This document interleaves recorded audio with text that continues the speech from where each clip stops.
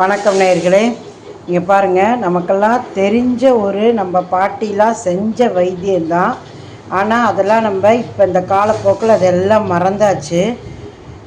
இப்போ நான் ஞாபகப்படுத்தி உங்களுக்கு சொல்லலான் இருக்கேன். ஏன்னா இதை நான் நல்லா அனுபவிச்சுட்டு யூஸ் பண்ணிவிட்டு எனக்கு பயன்பெறதுனால உங்களுக்கு சொல்கிறேன்.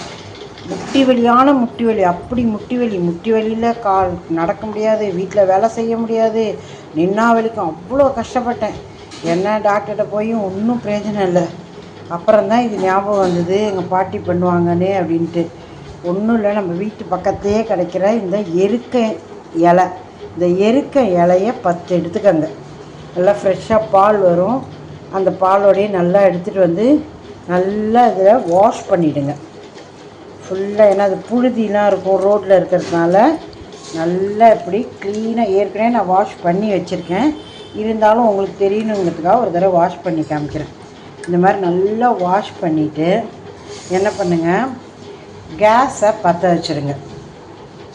இந்த மாதிரி ஒரு அகலமான சட்டி வச்சுனாலும் பரவாயில்ல, இல்லை ஏதாவது பாத்திரம் வச்சுனாலும் பரவாயில்ல.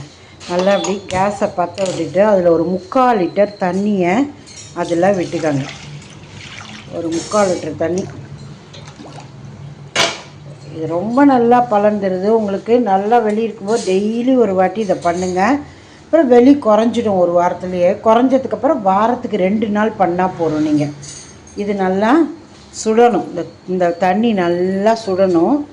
அதில் இந்த ஒரு 10 கழுவி வச்சுருக்கோம் இல்லையா, நல்லா அலம்பி வச்சுருக்கோம் இல்லையா, அந்த எருக்க இலையை நல்லா அதில் போட்டுருங்க. போட்டு இதோடு சேர்ந்து நல்லா கொதிக்கணும்.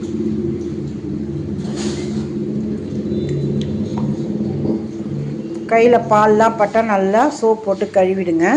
இதை நல்லா கொதிக்கட்டும். கொதித்து இந்த தண்ணி என்ன ஆகும்னா அப்படி க்ரீனாக மாறும். அது வரைக்கும் நல்லா கொதிக்க விடுங்க. கொதிக்க விட்டுட்டு நான் காமிக்கிறேன். 2 டேபிள் ஸ்பூன் கல் உப்பு இந்த ஸ்டேஜில் இதோட போட்டுருங்க. போட்டுட்டு கொஞ்சம் அப்படி அமுக்கி விடுங்க. ஏன்னா இலையினால் மேலே மதக்கும், அதனால் கொஞ்சம் இப்படி பண்ணி விடுங்க. ரொம்ப கஷ்டப்பட்டேன். இந்த போட்டு தான் எனக்கு எவ்வளோ பரவாயில்ல. ஒரு கோயிலுக்கு போக முடியாது, ஒரு கோயிலில் போய் உட்கார முடியாது, எங்கே சேர் இருக்குதுன்னு தேடணும், அபிஷேகத்துக்கெல்லாம் நிற்க முடியாது, நம்மளால் ரொம்ப நாள் உட்கார முடியாதுன்ட்டு, ரொம்ப நாள் நிற்கவும் முடியாதுன்ட்டு வந்துடுவேன். அப்படி கஷ்டப்பட்டேன். இப்போ எவ்வளோ தேவையில்லை. நேற்றுக்கு போய் கோவிலில், சரபேஸ்வரர் கோவிலில் 1 மணி நேரம் தரையில் உட்காந்தேன். எனக்கே ஆச்சரியமாகிடுச்சு, எப்படி இவ்வளோ இம்ப்ரூவ்மெண்ட்டா அப்படின்னு. அதனால தான் இதை உடனே இன்றைக்கி உங்களுக்கு போட்டுடணும் வீடியோன்ட்டு தான் உடனே எடுக்கிறேன் நான். ஏன்னா இன்றைக்கி நான் போட்டுக்க போகிறேன், அதனால சரி அதை அப்படியே வீடியோ எடுத்து போட்டுருவோம் உங்களுக்கு அப்படின்னு தான் அதை பண்ணுறேன்.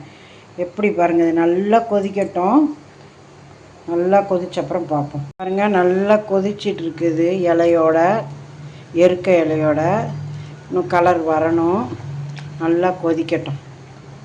அப்படியே அமுக்கி விடுங்க அப்பப்போ. பாருங்கள், நல்லா தண்ணி கலரும் நல்லா மாறி லைட் க்ரீனாக வந்துடுச்சு பாருங்கள். இப்போ ஆஃப் பண்ணிவிட்டு நல்லா பொறுக்கிற சூடில் இந்த இலையை எடுத்து அந்த முட்டியில் ஒட்டிக்கணும்.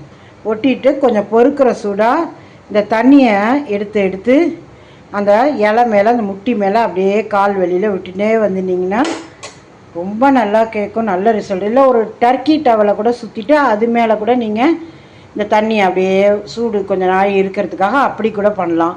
அது உங்கள் விருப்பம்தான். ரொம்ப நல்லா கேட்கும். ட்ரை பண்ணி பாருங்கள். ரொம்ப சூப்பராக எஃபெக்டிவாக இருக்குது.